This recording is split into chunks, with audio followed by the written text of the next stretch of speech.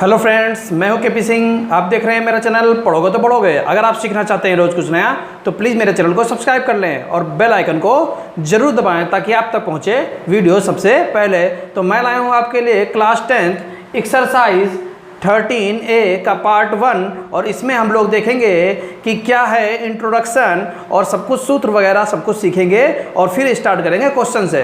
तो सबसे पहले हम लोग सूत्र से चलते हैं और एक एक सूत्र बताते हैं और सारी बात आपको समझाते हैं। तो सबसे पहले हम लोग चलेंगे बेलन से। तो बेलन से चल रहे हैं, बेलन, ठीक है ना। तो बेलन का चित्र कैसा होता है, छोटा सा यहाँ पर चित्र बना लेते हैं केवल समझने के लिए। ये है बेलन, ये बेलन की ऊंचाई है h और ये त्रिज्या r। तो बेलन में जो पहला सूत्र बनता है वो क्या होता है, बेलन का आयतन, बेलन का आयतन। तो बेलन का जो आयतन होगा वो होगा पाई आर स्क्वायर एच। क्या होगा, पाई आर स्क्वायर एच, यानी वृत्त का क्षेत्रफल गुणे ऊंचाई, वृत्त का क्षेत्रफल गुणे ऊंचाई, ठीक है ना। तो ये बेलन का हमारा क्या हो गया, आयतन। इसी को हम लोग दूसरे तरीके से ये लिख सकते हैं, या आधार का क्षेत्रफल गुणे ऊंचाई। दूसरा पार्ट है बेलन का वक्रपृष्ठ, बेलन का वक्रपृष्ठ।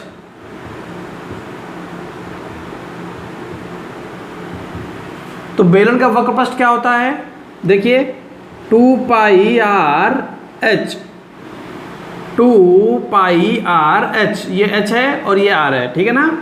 या करके हम इसका दूसरा सूत्र भी देख लेते हैं। देखिए 2 पाई आर क्या लिखा हुआ है, आधार की परिधि गुणे ऊंचाई। तो हम लिखेंगे आधार की परिधि गुणे ऊंचाई। देखिए हम सूत्र क्यों लिख रहे हैं, आपको क्यों समझा रहे हैं, क्योंकि ये सूत्र तो आपको लिखे कहीं भी मिल जाएंगे, लेकिन समझने की बात यह है कि आपको अच्छी तरीके से याद हो जाएगा। तो अब देखिए ध्यान से, आधार की परिधि, जब परिधि होगी तो ये है हमारी परिधि और इसकी ये है ऊंचाई, ठीक है ना। तो जो हमारा वक्रपृष्ठ क्या हो जाएगा, ये भाग वक्रपृष्ठ कहलाएगा, बाहरी भाग ये क्या कहलाएगा, ये कहलाएगा वक्रपृष्ठ। अब आ जाते हैं बेलन के संपूर्ण पृष्ठ में। तीसरे पार्ट में है बेलन का संपूर्ण पृष्ठ। तो वो हमारे पास होगा 2 पाई आर ब्रैकेट में h प्लस आर, ठीक है ना। तो ये हमारा बेलन का संपूर्ण पृष्ठ का फार्मूला हो गया। अब हम यहाँ पर मात्रक की बात कर लेते हैं। तो आयतन हमेशा मात्रक की घात 3 होगा और क्षेत्रफल दोनों मात्रक स्क्वायर होंगे। इस बात को याद रखना है ताकि हमारी कोई भी गलती क्वेश्चन में और पेपर में नहीं होनी चाहिए। तो ये था बेलन। इसके बाद हम लोग बात कर लेते हैं गोले की। ये मिटा देते हैं, आ जाते हैं गोले पर।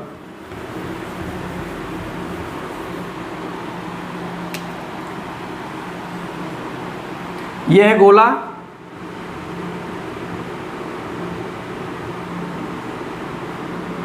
पहला पार्ट। गोले का आयतन, गोले का आयतन क्या होता है, 4/3 पाई आर क्यूब, ठीक है। दूसरा पार्ट क्या है, गोले का वक्रपृष्ठ। गोले का वक्रपृष्ठ क्या होता है, ये गोले का वक्रपृष्ठ है। आयतन मतलब सब कुछ, पूरा पदार्थ, ठोस गोले का आयतन, ठीक है ना। और गोले का वक्रपृष्ठ ये भाग बाहरी, बाहरी हिस्सा, कितने में हम पेंट कर सकते हैं? तो गोले का वक्रपृष्ठ हो या संपूर्ण पृष्ठ हो, दोनों एक ही होते हैं, संपूर्ण पृष्ठ, ठीक है ना।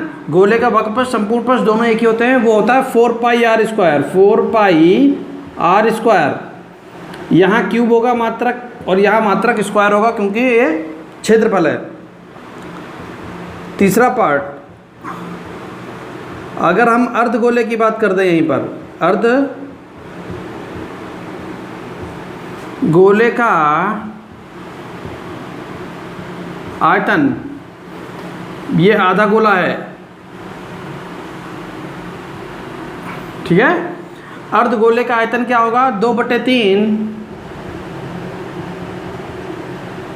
पाई आर क्यूब। अर्धगोले का आयतन हो जाएगा 2/3 पाई आर क्यूब। चौथा क्या हो जाएगा?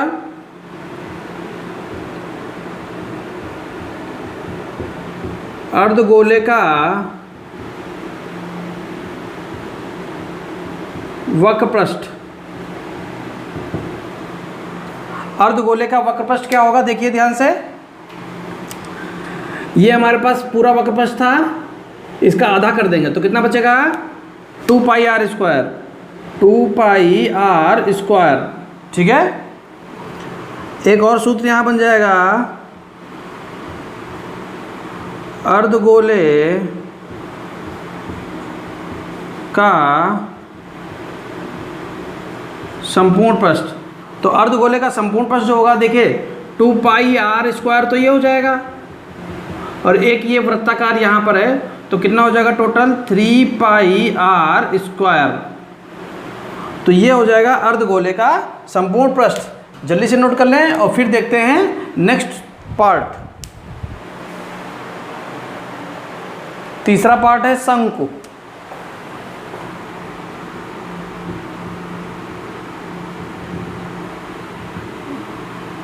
तो शंकु कैसे रहेगा?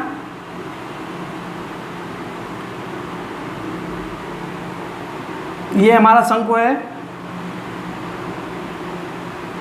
ये त्रिज्या r है, ये ऊंचाई h है, ये तिर्यक ऊंचाई यानी तिरछी ऊंचाई l है। तो पहला पार्ट यहाँ पर शंकु का आयतन। शंकु का आयतन क्या हो जाएगा हमारा? पाई आर स्क्वायर h/3, ठीक है ना। पाई आर स्क्वायर h/3, ये हो जाएगा शंकु का आयतन। दूसरा पार्ट है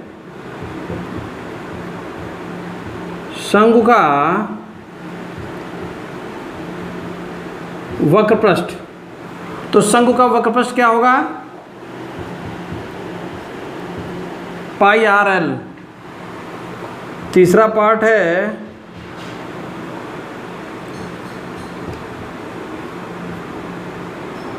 शंकु का संपूर्ण पृष्ठ। शंकु का संपूर्ण पृष्ठ क्या है? देखो वक्रपृष्ठ तो इतना होता है, संपूर्ण पृष्ठ क्या हो जाएगा? ये प्लस आधार भी आ जाएगा, तो पाई आर ब्रैकेट में एल प्लस आर, ये दोनों मात्रक स्क्वायर में रहेंगे, और ये आयतन मात्रक क्यूब में रहेगा, ठीक है ना। तो ये हो गया हमारा शंकु। जल्दी से नोट कर लें, फिर देखते हैं नेक्स्ट पार्ट। नेक्स्ट पार्ट है घन।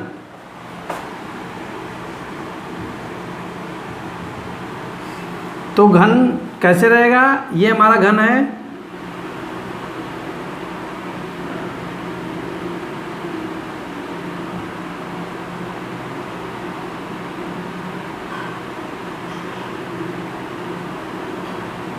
ठीक है ना। ये हमारा घन है, ये इसकी भुजा है ए, मान लिया भुजा क्या है? ए। तो सबसे पहला सूत्र क्या बनेगा? घन का आयतन। घन का आयतन होता है भुजा क्यूब यानी ए क्यूब, ठीक है ना। दूसरा हो जाएगा घन का पृष्ठीय क्षेत्रफल, तो घन का पृष्ठीय क्षेत्रफल 6a स्क्वायर, ठीक है ना। पृष्ठीय क्षेत्रफल 1 2 3 4 5 6 वर्ग हैं, तो 6a स्क्वायर हो गया।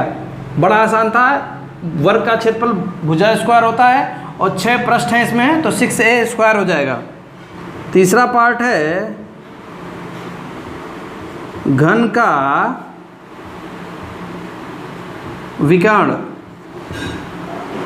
ठीक है ना। तो क्या हो जाएगा, भुजा √3, ठीक है। अब आयतन में मात्रक की घात 3, पृष्ठीय क्षेत्रफल में मात्रक की घात 2 और विकर्ण में केवल मात्रक होता है। इस बात को याद रखना, ठीक है। नेक्स्ट पार्ट है हमारा घनाभ, उसको भी देख लेते हैं जल्दी से।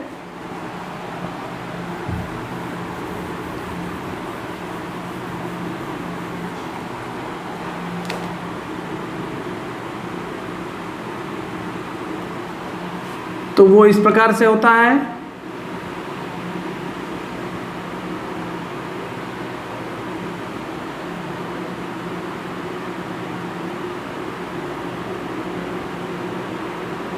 ठीक है। तो पहला क्या हो जाएगा हमारा, घनाभ का आयतन, घनाभ का आयतन क्या होगा, भुजा क्यूब, ओ सॉरी घनाभ है ना। घनाभ का आयतन, अगर ये लंबाई है L, ये चौड़ाई है B,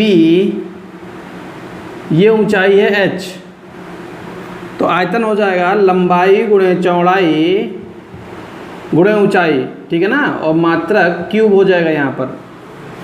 दूसरा पार्ट है घनाभ का पृष्ठीय क्षेत्रफल 2 ब्रैकेट में LB plus BH plus HL, मात्रक क्यूब की जगह मात्रक स्क्वायर हो जाएगा।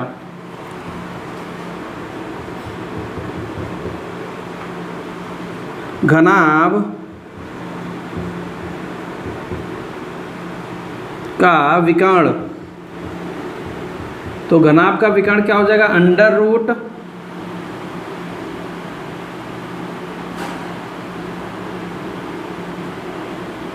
L square plus B square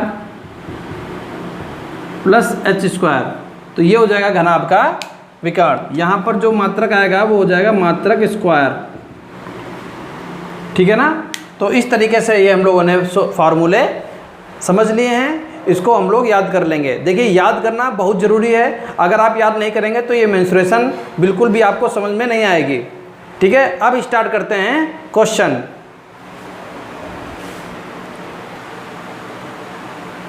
तो क्या कह रहा है पहले क्वेश्चन में, एक खिलौना त्रिज्या 3.5 सेंटीमीटर वाले एक शंकु के आकार का है जो उसी त्रिज्या वाले एक अर्धगोले पर अध्यारोपित है। इस खिलौने की संपूर्ण ऊंचाई 15.5 सेंटीमीटर है।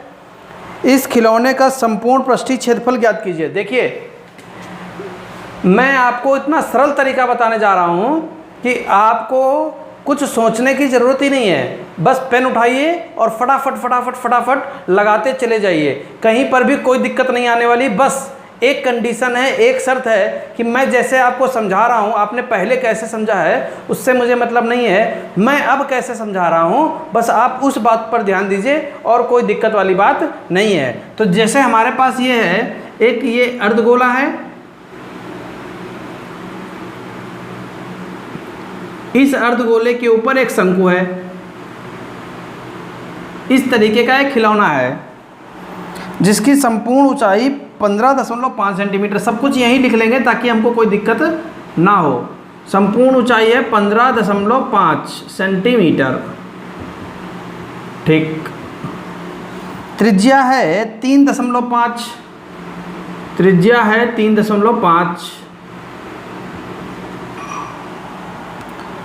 अर्धगोले पर अध्यारोपित है। संपूर्ण क्षेत्रफल ज्ञात कीजिए। संपूर्ण क्षेत्रफल हमको ज्ञात करना है। देखिए एक बार बताइए, संपूर्ण क्षेत्रफल निकालने के लिए ये अर्धगोला है, ये शंकु हैं, दोनों आपस में चिपके हैं। तो आप ये बिल्कुल मत करिएगा कि शंकु का संपूर्ण पृष्ठ। क्यों नहीं कर सकते?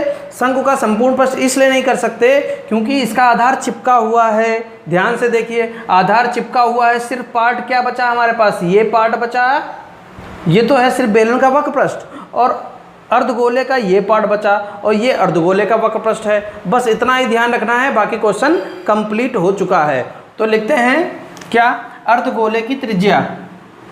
सब कुछ यहाँ लिखेंगे। सबसे पहले अर्धगोले की त्रिज्या। अर्धगोले की त्रिज्या कितनी दे रखी है? 3.5 सेंटीमीटर।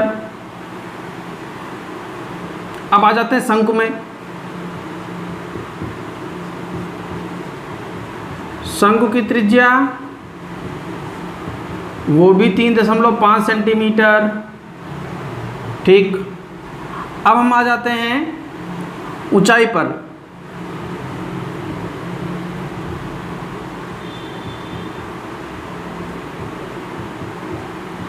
शंकु की ऊंचाई, शंकु की ऊंचाई है संपूर्ण ऊंचाई माइनस त्रिज्या। देखिए ये पूरी ऊंचाई है 15.5, इसमें से ये ऊंचाई अगर हम घटा दें तो हमको पता चल जाएगा शंकु की ऊंचाई कितनी है। ये भी है 3.5। कैसे? क्योंकि ये भी तो एक त्रिज्या हुई। तो हम यहाँ पर क्या लिखेंगे? 15.5 माइनस 3.5। उम्मीद है कि आपको समझ में आया होगा। पूरी लंबाई कितनी है? 15.5।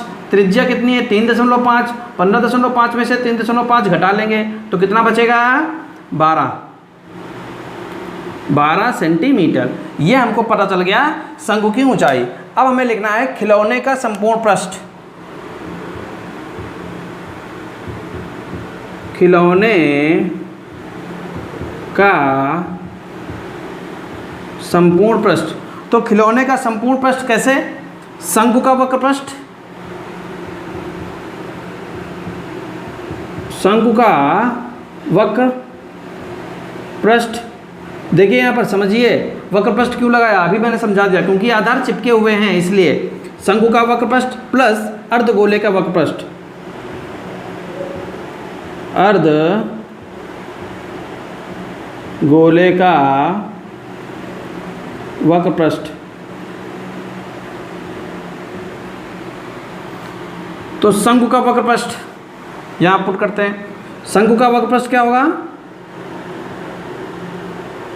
πr_l, ठीक है, प्लस अर्धगोले का वक्र पृष्ठ 2πr²।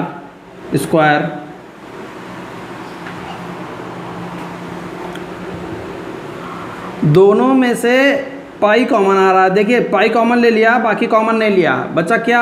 r। l हमको मालूम नहीं है तो l कैसे निकालेंगे? l की जगह हम लोग पुट करेंगे √h² प्लस r²। समझ में आई बात कैसे?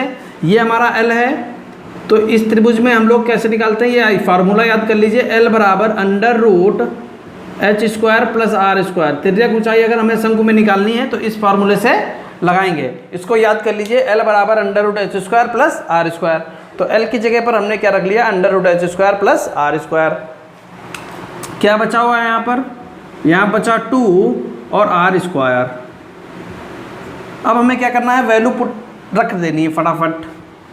तो पाई बाहर, r है 3.5, √h कितना है? h है 12 का वर्ग 144 प्लस r² 3.5 का वर्ग कर देंगे तो 3.5 का वर्ग कितना होगा? 25 और 3 चक्कू 12, 12.25 प्लस 2 गुणे r² का मान कितना है? 12.25। इसकी कैलकुलेशन कर लेनी है, बाकी कुछ नहीं करना है, ठीक है। तो पाई ऐसे ही रहेगा, पहले इसको जोड़ लेते हैं। तो 3.5 √, 12, तो 144 में से 12, 144 में 12 जोड़ देंगे तो कितना हो जाएगा 156.25, 156.25 प्लस इसकी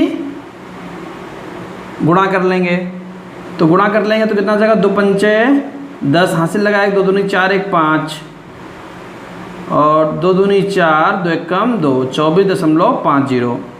ये हमारे पास वैल्यू आ गई। ये रहा पाई और 3.5 गुणे 156.25। चेक करेंगे ये किसी का वर्ग तो नहीं है, तो 156.25 तो चेक कर लेते हैं कितना आ जाएगा। 1 इक्कम 1, यहाँ बचेगा 56, 1 1 2 और 2 22 दूना 44, 2 2 4 में से 6 में से 4 गया 2, 5 में से 4 गया 1, 25 4 2, तो कितनी बार 5 बार, तो 5 25 5 दूनी 10 2 12, ठीक है। तो कितना आ गया 12.25। इसका वर्गमूल कितना आ गया 12.5, केवल कितना आएगा 12.5, 12.5 क्योंकि दशमलव यहाँ लगा हुआ था तो 25 उतर के आ गया, ठीक। प्लस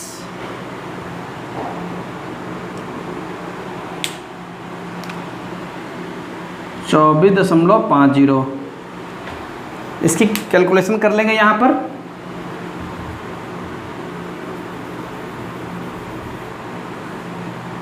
यहाँ पर कैलकुलेशन कर लेते हैं। पाई इनकी गुणा कर लेंगे, 12.5 की गुणा कर लेंगे 35 से, तो 5 25 हासिल लगा 2, 5 दूनी 10 2 12 हासिल लगा 1, 5 एकम 5 1 6, 3 5 15 हासिल लगा 1, 3 दूनी 6 1 7, 3 एकम 3 5 7 7 6 13 और 2 स्थान बाद दशमलव लगा 43 75, 43.75 प्लस 24.5, ठीक है। पाई इन दोनों को जोड़ देंगे तो कितना हो जाएगा 5 7 5 12 हासिल लगा 1, 4 4 8 4 2 6, 68.25 और पाई का मान रख देंगे। पाई का मान कितना 3.14 गुणे 68.25। इनकी गुणा कर लेनी है, इनकी गुणा कर लेते हैं फटाक से। देखिए कैलकुलेशन है, कैलकुलेशन पूरी मेंसुरेशन में रहेगी। तो 68.25 68.25 3.14, 4 पंचे 20 हासिल लगा 2, 4 दूनी 8 2 10 हासिल लगा 1, 4 8 32 1 33 हासिल लगा 3, 4 6 24 3 27, 1 पचे 5 1 दूना 2 1 8 8 1 छंगा 6, 3 पचे 15 हासिल लगा 1, 3 दूनी 6 1 7, 3 8 24 हासिल लगा 2, 3 दूनी 3 6 18 2 20, 0 5 3 2 5 5 5 10 हासिल लगा 1, 7 7 14 1 15 15 8 23 हासिल लगा 2, 2 2 4 4 4 8 6 14 हासिल लगा 1, दशमलव है 4 स्थान बाद, तो 214.30 214.305 सेंटीमीटर स्क्वायर। तो इस तरीके से हम इस क्वेश्चन को लगा सकते थे। देखिए कैलकुलेशन तो आपको मिलेगी, ठीक है ना, तरीका लगाने का यही है। तो जल्दी से नोट कर लें, फिर देखते हैं नेक्स्ट क्वेश्चन। तो क्या कह रहा है क्वेश्चन नंबर 2 में, दवा का एक कैप्सूल एक बेलन के आकार का है जिसके दोनों सिरों पर एक एक अर्धगोला लगा हुआ है, ठीक है। तो इस तरीके से एक कैप्सूल है,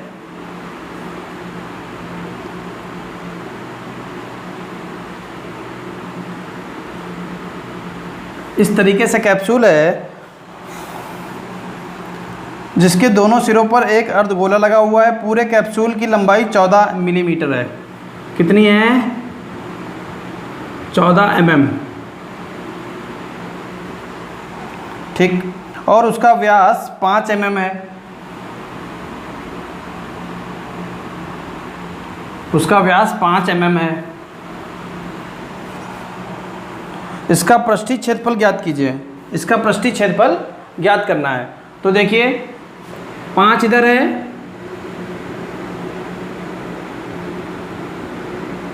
तो 5 ये भी होगा क्योंकि त्रिज्या है। ठीक है, 5 पूरा है, व्यास 5 है, तो ये त्रिज्या है यहाँ से यहाँ तक। तो कितना हो जाएगा? 5/2। ये 5/2 होगा तो ये भी 5/2। तो टोटल लंबाई कितनी हो जाएगी? तो लिखेंगे कैप्सूल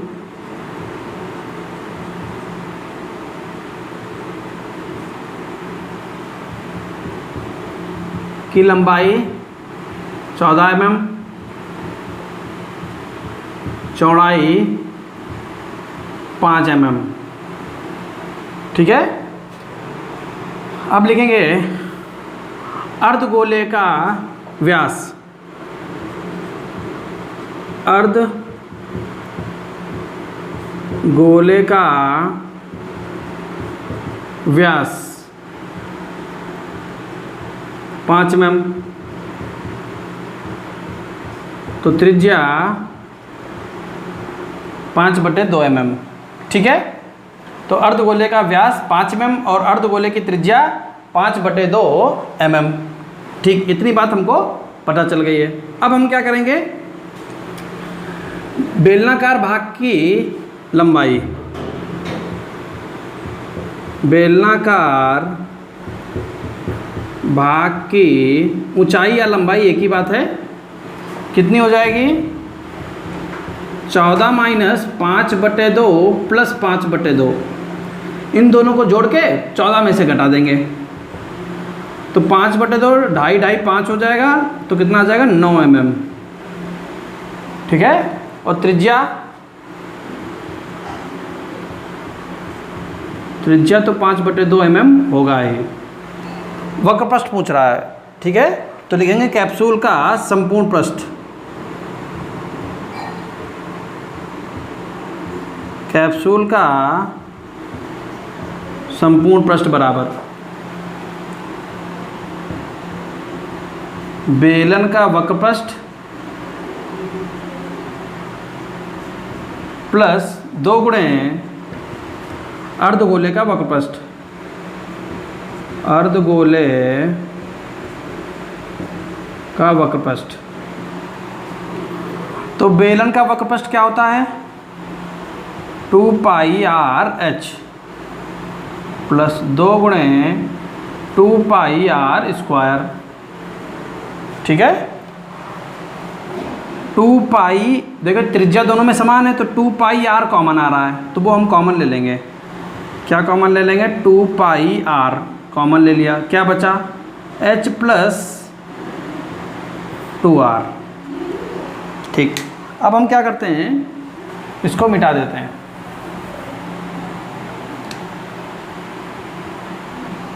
तो 2 पाई का मान 22/7,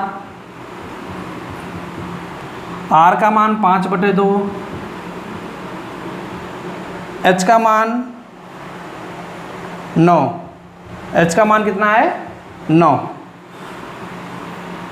प्लस 2 गुणे r का मान 5/2। ठीक, अब हमें क्या करना है? कैलकुलेशन करनी है। इसको इससे काट दिया, 22 2 से ये कट गया, 22 पंचे 110/7 गुणे 9 5 14,